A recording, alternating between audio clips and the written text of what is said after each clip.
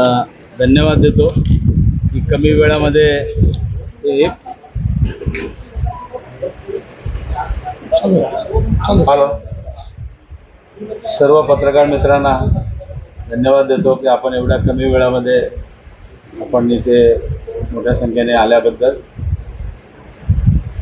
मला वाटतं गुरुवारी इलेक्शन आहे आणि इलेक्शनच्या पूर्वी मला वाटतं पत्रकारांशी संवाद साधावा या दृष्टिकोनातून या ठिकाणी उपस्थित आहोत. आमचे सन्माननीय विक्रांतजी चव्हाण साहेब काँग्रेसचे अध्यक्ष, त्याचबरोबर आपचे अध्यक्ष आपले सुभाष देसाईजी, अण्णा देशमुख आणि आमच्या महिला आघाडीचे दोन्ही प्रमुख या ठिकाणी उपस्थित आहेत.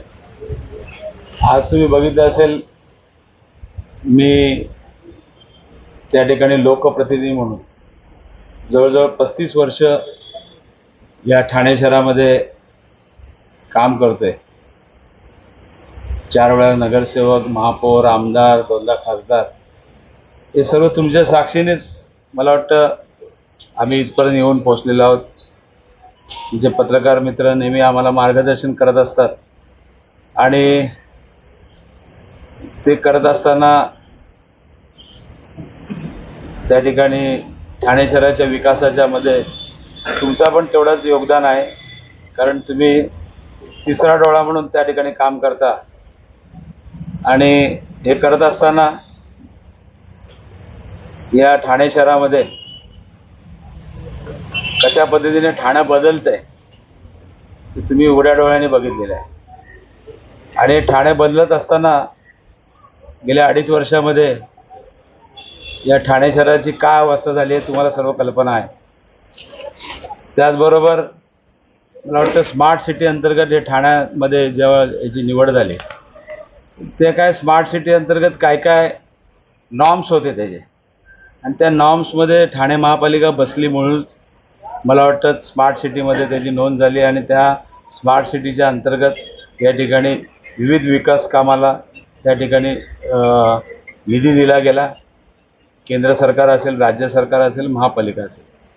आणि ते करत असताना आज तुम्ही बघितलं असेल की ठाणे शहराचा जो कचऱ्याची जी समस्या आहे ती एवढी भयंकर आहे की या ठिकाणी आपण टायगरला जो प्रकल्प या ठिकाणी राबवला तो त्या ठिकाणी भरपूर असा खर्च केला आपण, परंतु ज्या पद्धतीनं आपल्याला त्यावेळेला सांगितलं गेलं होतं की कचऱ्यापासून वीज निर्मिती होईल, पण ती काही झाली नाही. आणि त्या ठिकाणी आजही कचऱ्याच्या ज्या डम्पिंग ग्राउंडचा जो प्रश्न आहे तो या ठिकाणी अजूनही प्रलंबित आहे. आणि त्या दृष्टिकोनातून आपण लक्ष घालणार आहोत, कारण तुम्हाला माहिती असेल जवळजवळ 1300 टन कचरा या ठाणे शहरामध्ये दररोज दिवसाला निर्माण होतो. आणि एवढ्या मोठ्या प्रमाणामध्ये कचऱ्याचे निर्मूलन करणं मला वाटतं ठाणे महापालिका ज्या पद्धतीने करायला पाहिजे होते ते केलं जात नाही. म्हणून काही प्रमाणामध्ये विविध ठिकाणी याची आंदोलनंसुद्धा झाली होती. आणि त्यामध्ये मला वाटतं ह्यासाठी स्वतःचं असं डम्पिंग ग्राउंड आणि त्या ठिकाणी ह्या सर्व सुविधा उपलब्ध असतील या दृष्टिकोनातून लक्ष घालू. त्यानंतर ठाणं आपलं बदलतं आहे, परंतु ठाण्यामध्ये ट्रॅफिकची समस्या एवढी मोठ्या प्रमाणात झालेली आहे की कुठल्याही रस्त्यावरती जायचं झालं म्हणजे मुंबईला आपण ट्रेनने जर गेलो तर 50 मिनटामध्ये पोचतो आपण, परंतु ठाण्यावरून घोडबंदरवरून ठाण्यात यायचं असेल तर जवळजवळ 1.5 तास लागतो. आणि त्या दृष्टिकोनातून या ठिकाणी आपण एक विजन प्लॅन महापौर असताना त्या ठिकाणी केला होता. आणि ते विजन प्लॅनमध्ये या ठिकाणी कोस्टल रोड व्हावा, पर्यायी रस्ता, कारण तुम्हाला माहिती असेल की भिवंडी बायपास किंवा मुंबई किंवा इतर शहरातून येणाऱ्या ज्या काही हेवी व्हेकल्स आहेत त्या संबंध घोडबंदर रस्त्यावरने जातात. आणि त्या ठिकाणी मेट्रोचं काम चालू आहे. आणि तुम्ही बघितलं असेल सर्व्हिस रोड काही प्रमाणामध्ये अर्धवट अवस्थेत आहेत. जो डी मार्टच्या इकडे जे काही फॉरेस्टची लँड होती ते आत्ता आम्ही मला वाटतं वर्षापूर्वी ताब्यात घेऊन त्या ठिकाणी सर्व्हिस रोड जो करतोय त्यामध्ये गती आलेली आहे. आणि ते बाकीचं सर्व्हिस रोडचं काम त्या ठिकाणी पूर्ण होणार आहे. तुम्ही बघितलं असेल की थीम पार्कच्या इथलं सुद्धा सेम तसंच आहे. ती सुद्धा फॉरेस्टची लँड आपण ताब्यात घेऊन म्हणजे थीम पार्क आणि तुमचं डी मार्ट इथला सर्व्हिस रोड आपण त्या ठिकाणी केलेला आहे. त्याचबरोबर तुमचा जो गायमुख ते बायपास हा जो रस्ता आहे म्हणजे जो आपण खाडी किनाऱ्यावरनं घेतोय, पूर्वी तो मला वाटतं भिवंडी बायपास ते त्या ठिकाणी गायमुखपर्यंत होता आणि तो रस्ता आपण आता मला वाटतं एअरफोर्स बरोबर 14 वर्ष त्या ठिकाणी सातत्याने प्रयत्न करून रेल्वेचे जवळ आपला एअरफोर्सचे त्या ठिकाणी कित्येक अधिकारी येऊन गेले आणि त्यामध्ये केंद्रीय रेल्वे मंत्री जवळजवळ 3 ते 4 बदलले, परंतु पर्रीकर साहेबांनी एक 9 महिन्यापूर्वीच या ठिकाणी त्याला जाता जाता मंजुरी मिळाली आणि गेले कित्येक वर्षाचा अडकलेला हा जो रस्ता आहे, जो या ठिकाणी आपण साकेत मार्गे येऊन त्या ठिकाणी कोळशेत त्याचबरोबर गायमुखपर्यंत आपण जाणार आहोत आणि गायमुखवरनं तो 4x4 लेन आपण करतोय, त्याच्यावरती अप्पर लेवलवरती त्या ठिकाणी 2x2 लेन करतोय. अशा पद्धतीने या ठिकाणी वाहतूक कोंडीचा जो विषय आहे तो त्या ठिकाणी दूर होणार आहे आणि ते करत असताना मला वाटतं त्याला मंजुरीसुद्धा मिळाली. केंद्राची आपला CRZची परवानगी मिळाली, हायकोर्टाची परवानगी मिळाली, MCZMची परवानगी मिळाली. बरोबर तुम्ही बघितलं असेल की ठाणे शहरामध्ये सर्वसामान्य त्या ठिकाणी काही नागरिक राहतात, काही महिला राहतात. आज तुम्ही बघितलं असेल ठाण्यामध्ये एक महिला प्रशिक्षण केंद्र त्या ठिकाणी स्वतःच्या पायावरती उभं राहण्यासाठी एक केंद्र त्या ठिकाणी आपण 3 वर्षापूर्वी बांधून तयार आहे. ते काम थांबवण्याचं काम त्या ठिकाणी या मंडळींनी केलेलं आहे आणि ते प्रशिक्षण केंद्र जे आहे ते मला वाटतं स्वतःच्या पायावर उभं राहण्यासाठी मग त्या आमच्या महिलांसाठी खास करून आपण ते करतोय आणि ते प्रोजेक्ट सर्व रेडी आहे, परंतु 2.5 वर्षापासून त्याला लॉक लावून ठेवलेलं आहे. ते सुद्धा आपण लवकर चालू करणार आहे. त्याचबरोबर तुम्हाला माहिती असेल महिलांना स्वतःच्या पायावर उभं राहण्यासाठी आपण अबोली रिक्षा त्या ठिकाणी केलं होतं. त्यासाठी एक स्वतंत्र कायदा त्या ठिकाणी, कारण त्यामध्ये महिलांसाठी तरतूद नव्हती या रिक्षाच्या, त्यासाठी स्वतंत्र कायदा आपण तयार केला आणि त्या महिलांना सेपरेट परमिट मिळवून देण्यासाठी त्या ठिकाणी हे केलेलं आहे आणि स्वतःच्या पायावर उभा राहून महिला त्या ठिकाणी रिक्षा चालवत आहेत. त्याचबरोबर या ठिकाणी तुम्ही बघितलं असेल ठाणे शहरासाठी एक कलादालनचं आपण मोठ्या ह्याच्यात उद्घाटन केलं, परंतु ते कलादालन कुठे आहे तेच मला वाटतं आता कोणा लोकांना माहीत नाही, विसरलेत.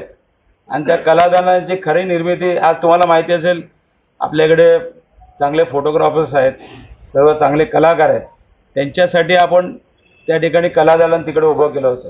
परंतु आज कलादालन असूनसुद्धा आपल्याला गडकरी रंगायतांमध्ये त्या खालच्या बेसमेंटमध्ये आपल्याला हे घ्यावं लागतं. ते कलादालन अद्ययावत करून पुन्हा एकदा या लोकांच्या सेवेमध्ये आपण ते करणार आहोत. त्याचबरोबर जे टोल नाक्याचा जो विषय आहे त्या टोल नाक्याच्या आंदोलनामध्ये मला वाटतं सर्व पक्षाची लोक याच्यामध्ये सामील होते. त्यामध्ये काँग्रेसची लोक होते, त्यामुळे राष्ट्रवादीची लोक होते आणि या सर्व लोकांच्या आंदोलनाच्या मुळे हे सर्व झालं होतं. परंतु हे करत असताना आज त्यांना 1000 कोटी जे देणार आहेत ते कुठून देणार आहेत आणि कशा पद्धतीने कोणाच्या खिशातून देणार आहेत. आज ज्या पद्धतीने आज सर्वसामान्य जनतेची दिशाभूल करण्याचं काम हे सरकार करते आणि नक्कीच मला खात्री आहे की या ठिकाणी या सरकारच्या माध्यमातून जे काय पद्धतीने सरकार काम करत आहे ते आपल्या डोळ्यासमोर आहेच. त्याचबरोबर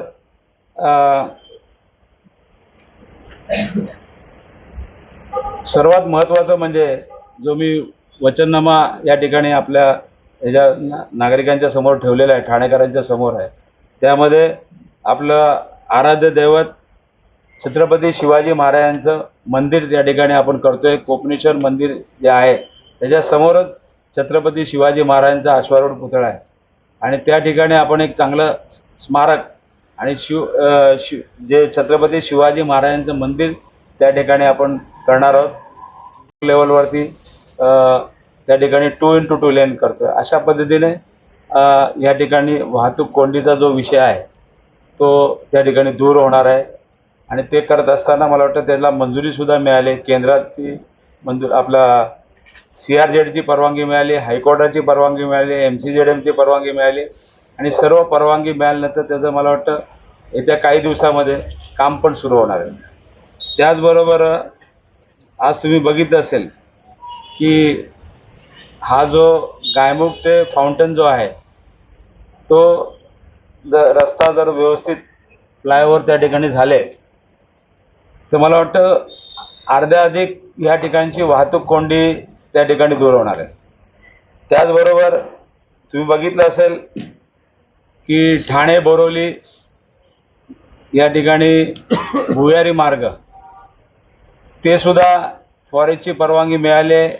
बाकी इतर जो नॅशनल पार्कच्या खालून टनेल जाणार आहे त्याला सुद्धा ते सुद्धा काम आता काही दिवसामध्ये सुरू होत आहे. त्याचबरोबर जो सर्वात महत्त्वाचा प्रश्न आहे की आज ठाणे शहराची लोकसंख्या जवळजवळ 27 लाखापर्यंत पोहोचलेली आहे.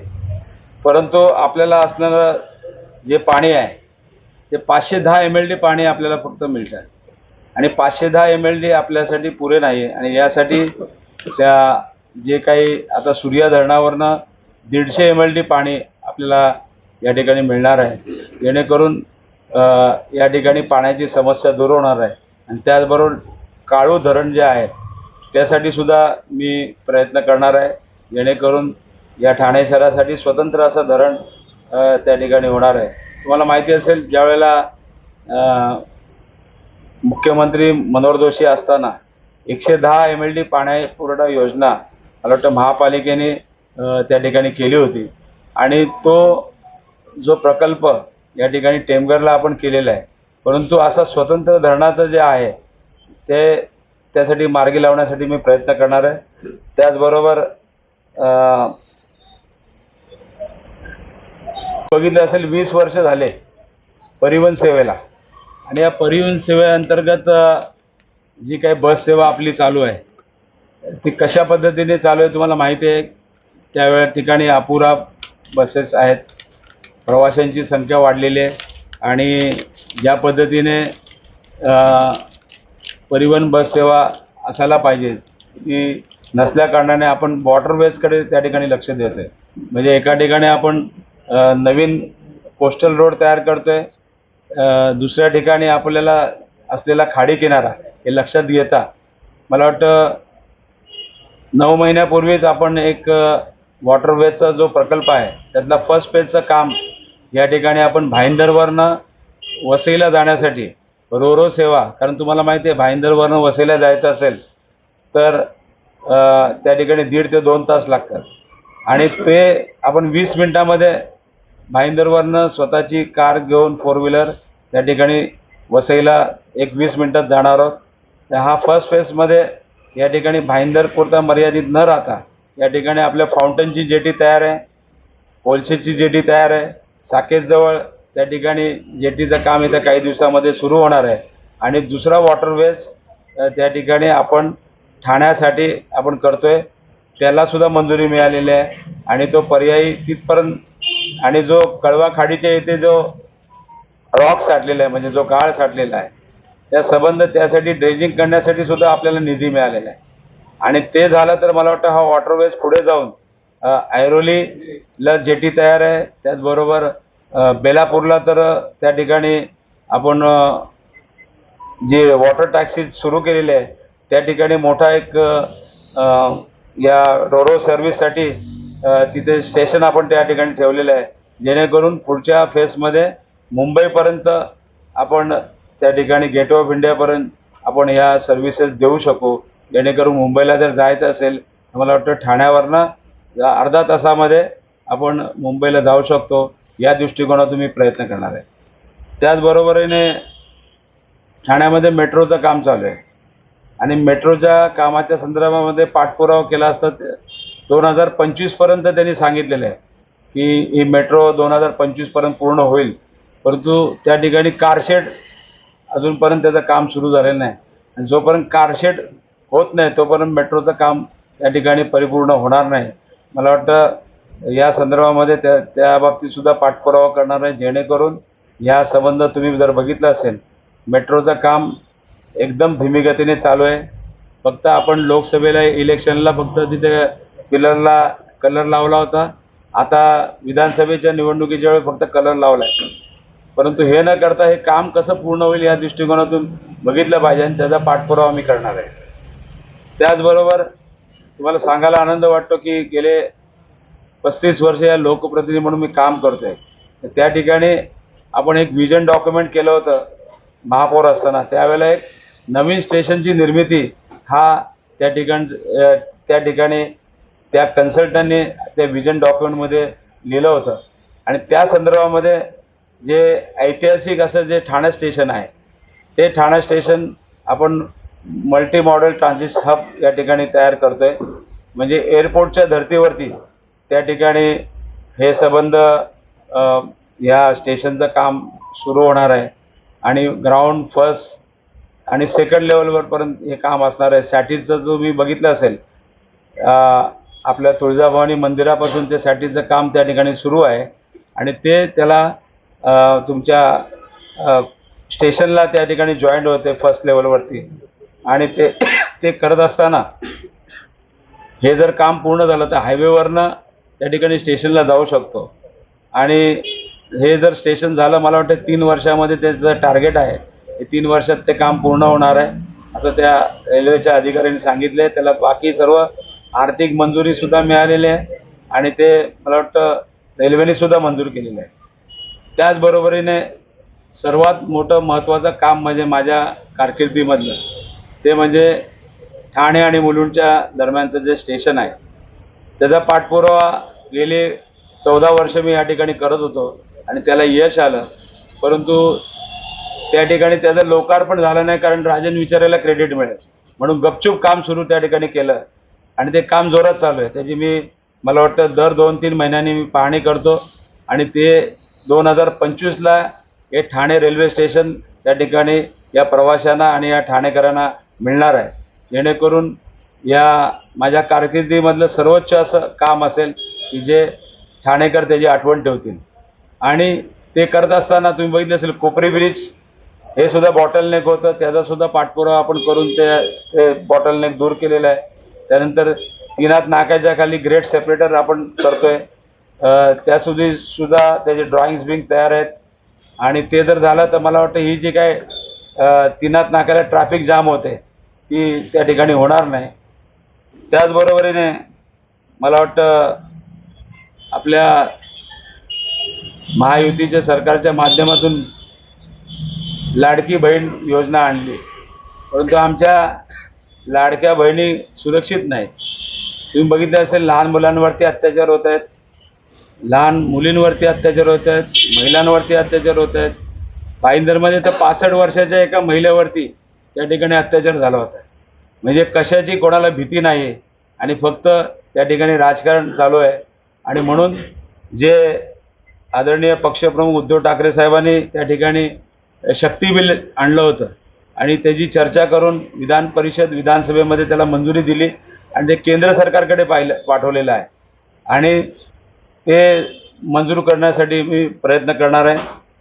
त्याचबरोबर तुम्ही बघितलं असेल की ठाणे शहरामध्ये सर्वसामान्य त्या ठिकाणी काही नागरिक राहतात, काही महिला राहतात. आज तुम्ही बघितलं असेल, ठाण्यामध्ये एक महिला प्रशिक्षण केंद्र त्या ठिकाणी स्वतःच्या पायावर चांगलं स्मारक या ठिकाणी आपण करणार आहोत. त्याचबरोबर या ठिकाणी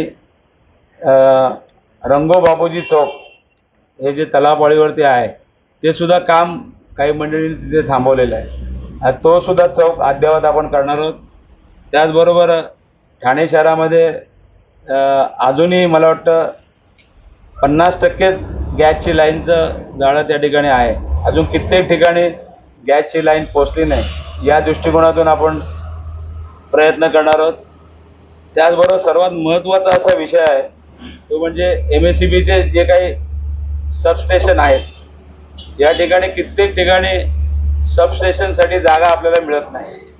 तुम्हाला कल्पना आहे की आचारसंहिता लागायच्या आदल्या दिवशी मला वाटतं डेव्हलपमेंट प्लॅन त्या ठिकाणी मंजूर केला.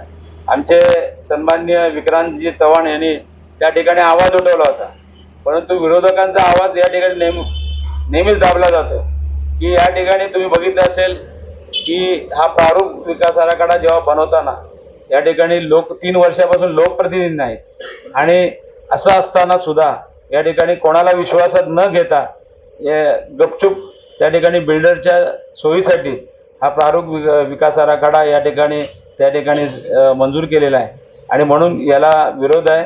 हा जो प्रारूप विकास आराखडा आहे तो आम्ही परत एकदा जनतेसमोर मांडून जनतेला ज्या त्यांच्या सूचना असतील या सूचनाचा आदर करून लोकप्रतिनिधी असतील या सर्वांना विश्वासात घेऊन या ठिकाणी परत एकदा ठाणे शहरासाठी एक चांगला विकास आराखडा या ठिकाणी आम्ही करणार आहोत.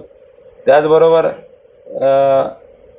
सर्व तुम्हाला माहिती असेल सर्व आमच्या महानगरपालिकेमध्ये जेवढे बी आपण हे बांधलेले आहेत म्हणजे थोडक्यामध्ये खुला रंगमंच किंवा हे बांधलेले आहेत, परंतु ते सर्वसामान्यांसाठी मिळत नाही.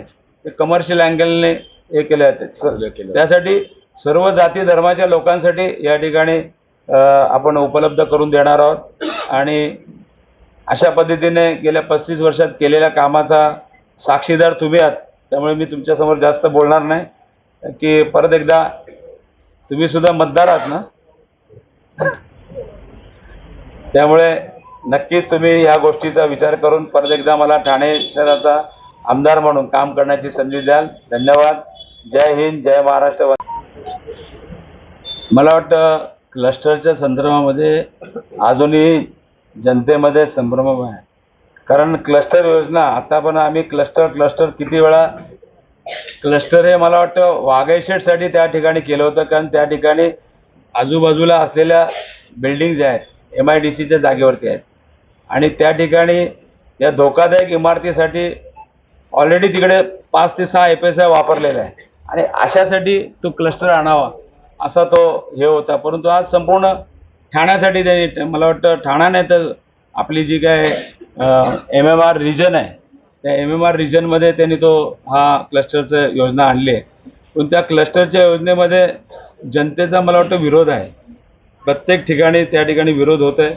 शेवटी जनतेच्या हितासाठीच जनतेला त्याच्यामध्ये काय फायदा आहे आणि कशा पद्धतीने तो विकास होणार आहे आणि त्यामध्ये तुम्ही जर बघितलं असेल त्या जे रहिवासी आहेत त्यांच्या हा क्लस्टर झाला तर मला वाटतं त्यांचा हक्क निघून जाणार आहे आणि ते सरकार मग त्या कोणाला द्यायचं तर अदानीला द्यायचं किंवा अजून कोणाला द्यायचं त्यांच्या माध्यमातून त्या ठिकाणी होईल. म्हणून सर्वसामान्य जनतेचा त्या ठिकाणी रोष आहे. जे सर्वसामान्य जनतेला पाहिजे आणि जनतेच्या फायद्याचे आहे ते आम्ही या ठिकाणी करणार आहोत. सांगितलं की जो विकास आराखडा जो केलेला आहे इथल्या कुठल्याही लोकप्रतिनिधी किंवा कुठल्याही पक्षाच्या कुठल्याही नेत्याला या ठिकाणी माहीत नाही. गपचूपपणे इलेक्शनच्या आदल्या दिवशी या ठिकाणी तो मंजूर केला गेला, जसे या बाकीच्या योजना त्यांनी मंजूर केल्या आणि हे संबंध एका बिल्डरच्या सांगण्यानुसार हा संबंध विकास आराखडा केलेला आहे. त्यामुळे मला वाटतं या संदर्भात सर्वांचा विरोध आहे. हा जनतेच्या समोर हा विकास आराखडा आला पाहिजे. तिथल्या ज्या लोकप्रतिनिधी आहेत तिथले राहणारे रहिवासी आहेत त्यांना विश्वासात घेऊन त्या ठिकाणी हा विकास आराखडा मंजूर झाला पाहिजे. मला वाटतं मी बोलतो ना. हे बघा, ठाणे महानगरपालिकेचं मुख्यालय अक्षय ठाणे महानगरपालिकेचं मुख्यालय हे स्वतः सभागृहात सरनाईकांनी मागणी केल्यानंतर मी आणि अशोक वैद्यांनी मागणी केली होती आणि सूचना मांडली होती आणि ती सूचना मंजूर झाली होती की कॉर्नरला जे JK केमिकल आहे तिथे प्रशस्त मुख्यालय 25 एकरामध्ये व्हावं आणि ते मंजूर करण्यात आलेलं होतं. मग ते मुख्यालय आत न्यायचं कारण काय? नंबर 1. नंबर 2 तुमचा क्लस्टरचा विषय, त्याच्यावरती जरा वेगळं मला मांडायचं. BJPचं कार्यालय बांधलं तिकडे कॉर्नरला, म्हणून ते तिकडचं त्याला झुकतं माप दिलं आणि तो 147 खाली तो शासनाकडे अपीलमध्ये आहे त्या संदर्भात की तो भूखंड परत मिळावा म्हणून तो घेतलेला आहे आपण. तो ऑलरेडी मंजूर झालेला आहे ॲम्युनिटीमध्ये तो भूखंड. दुसरं तुम्ही म्हणाल उद्धव ठाकरेंची बॅग चेक केली. उद्धव साहेबांची बॅग चेक केली हे जनतेसमोर आलं म्हणून हे निवडणूक यंत्रणा पूर्ण त्यांच्या दबावाखाली आहे. मग तो फार्स बनवण्यात आला की आता सगळ्यांची चेक करतायत. हा मुद्दा घ्या.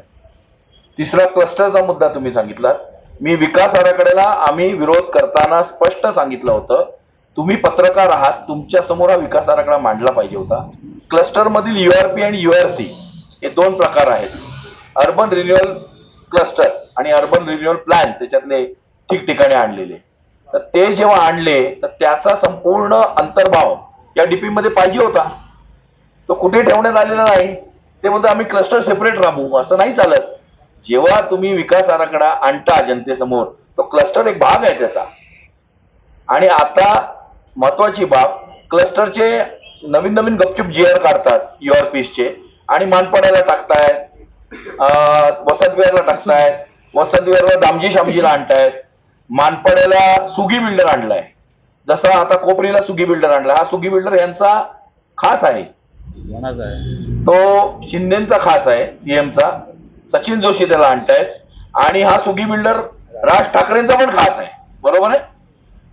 त्यामुळे ही मिलीजुली बघत आहे आणि आता लढाई त्यांच्यात लागलेली आहे. कुठेतरी खुश करायला नारळ फेकले आणि टोमॅटो फेकले, पण ती खुशी कुठेतरी आता दुःखात विरजन झालेलं आहे. कारण का ते काय यांना मदत करत नाही आणि हे आता हे करतात. त्याच्यामुळे त्याच्याबद्दल अजिबात काळजी नाही.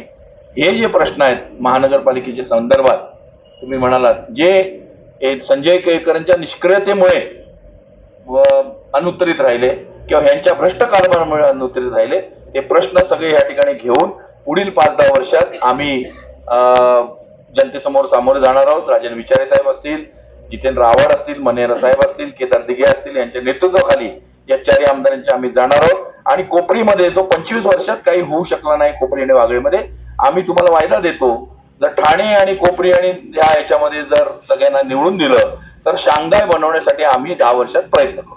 मला वाटतं पहिला आशिष शेलाराने मुंबईचं बघावं, इथं ठाण्यासाठी आम्ही लोक मजबूत आहोत, आम्ही ठाणेकर आहोत.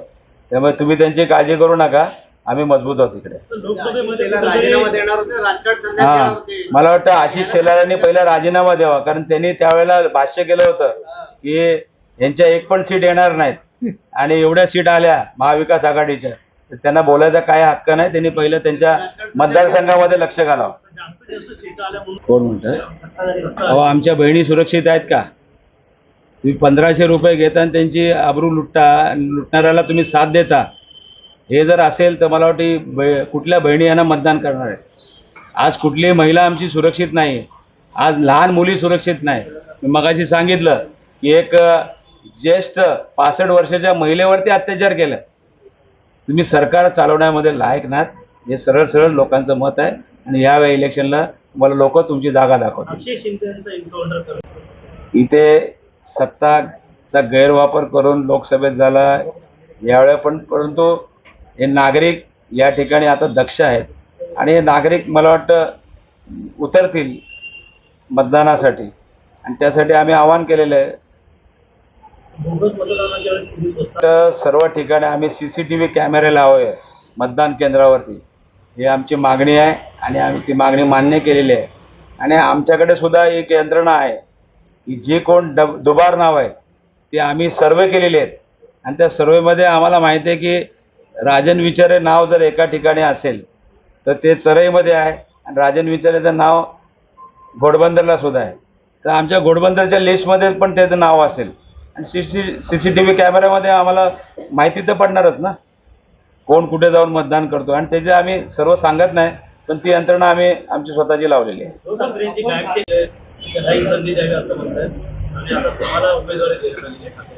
जनता ठरवेल ना, आम्ही जनतेच्या न्यायाला होतो. कारण आता सुप्रीम कोर्ट न्याय देत नाही, हायकोर्ट देत नाही, मग आता जनतेचं न्यायालय सर्वात श्रेष्ठ न्यायालय, तिथे काय स्टे मिळणार नाही किंवा मॅनेज होणार नाही. जनता सुज्ञ आहे. जनता त्याचं या इलेक्शनला नक्कीच त्यांना त्यांची जागा दाखवणार आहे. साहेब, विद्यमान आमदार गेली 10 वर्ष प्रतिनिधित्व करत आहेत, ते पण आता निवडणुकीत स्वच्छ प्रतिमा म्हणून ते लोकांसमोर जात आहेत, पण ठाणे स्वच्छ झाले का 10 वर्षात? आता तो कचरा आपल्याला काढायचा आहे ना.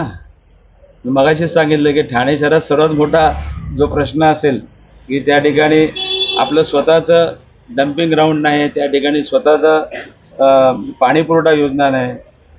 बदलते ठाणे पण या सर्व समस्यांनी बदलत आहे.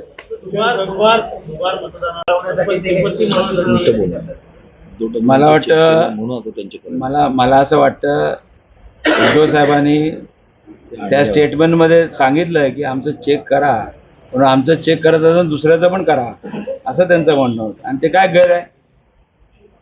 ह्या बॅगा भरून मला वाटतं नाशिकला जे काय बॅगा भरून गेले होते ते अख्खा व्हिडिओ सर्वांनी बघितलेला आहे. की धन्यवाद.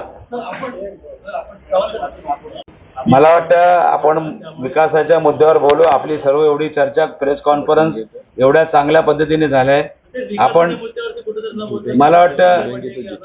मला वाटतं यासाठी लोकांना एकत्र करण्यासाठी तुम्ही प्रयत्न करा, लोकांना एकत्र ठेवण्याचा प्रयत्न करा. इथे या महाराष्ट्रामध्ये, देशामध्ये सर्व जाती धर्माची लोक असतात. सर्वांना बरोबर घेऊन काम करायला पाहिजे. कळलं की नाही.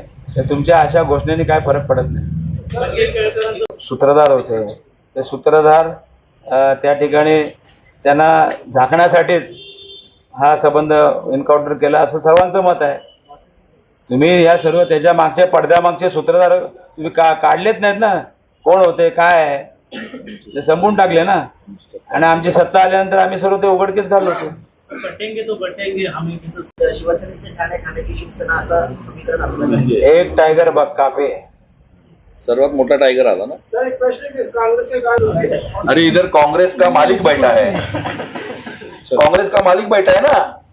वो कार्यकर्ता जो नाराज है वो बिकाऊ कार्यकर्ता है.